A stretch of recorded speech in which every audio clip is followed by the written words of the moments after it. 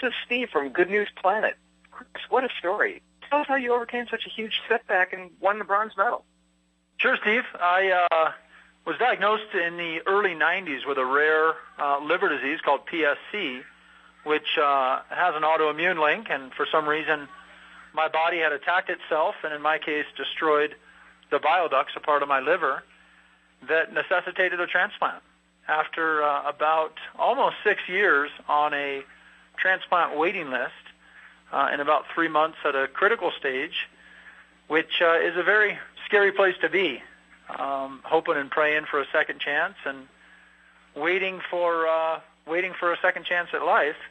I finally got that call July 28th in 2000, almost 13 years ago, and underwent a life-saving liver transplant. Chris, can you explain the process you went through for the transplant? What kind of difficulties did you encounter? Yeah, Steve, I think the biggest difficulties are that waiting list process. It's such a precarious place to be, and as I said, my life was really put on hold, and I don't like to not be in charge of my own destiny, and it's a very tough position to be in. I'm accustomed to, if there's something wrong with me, you get an X-ray or an MRI and you get it fixed, and you begin the do surgery if necessary, and you begin the road to recovery. And with a transplant and being on a waiting list, you're really at the mercy of someone else and hoping and praying for a second chance and not knowing if and when that call will ever come.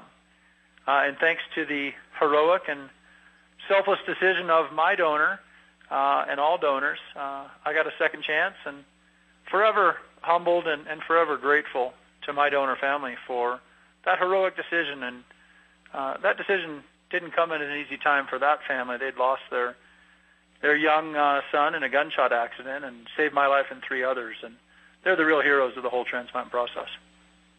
Wow. David, can you tell us more about the recent survey and what it found? Absolutely. We're very fortunate to partner with Astellas on a new national survey to once again give us a little bit of insight into what the general public is currently thinking about donation and transplantation in the United States. We're very excited to see that public support for donation and transplantation remains high, with 57% of Americans saying they would definitely like to donate their organs at the time of their death if they're able to. We recognize, and the survey also upheld, that another 26% of the American public are currently undecided. And we're very encouraged by opportunities like this to share stories from people like Chris Klug, and we hope that that's going to encourage those people that are undecided to realize that it's they have an opportunity to register to be a donor, to provide hope to the over 115,000 Americans currently waiting for a life-saving transplant. And it's one of the things we want to make sure people understand is that it's as simple as going to a website in today's world to register to be a donor. Anyone can go to donatelife.net, click on the register button to find out how to register and become a donor in their state. And then we want to encourage everyone to communicate that decision to their family, so that your loved ones know what you would like to have happen if you are given an opportunity to be a donor. And then we want them to encourage their family and friends to do the same. David, what do you think discourages people from registering as organ donors? One of the top reasons is just simply procrastination. None of us want to die anytime soon. We all think we have plenty of time to talk about end-of-life decisions, and unfortunately, that's not always the case. So we want to encourage people that support donation, don't procrastinate. Go ahead and take the time to designate yourself a donor.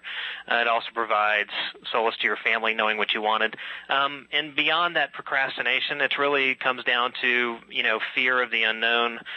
We don't like to think about our own mortality. Many people sort of, in my opinion, use religion as a crutch to say it's against their religion, even though there is no major religion that opposes organ, eye, and tissue donation, when in fact most religions actually support donation as an incredible human gift and a sign of generosity of the human spirit.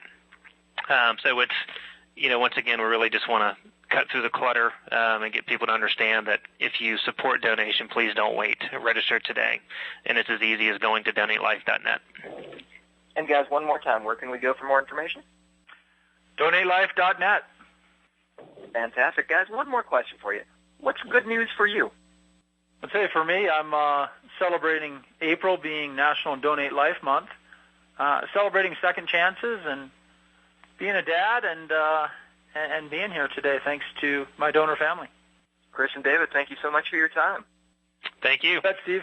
Thanks, guys. Appreciate it. Uh-huh.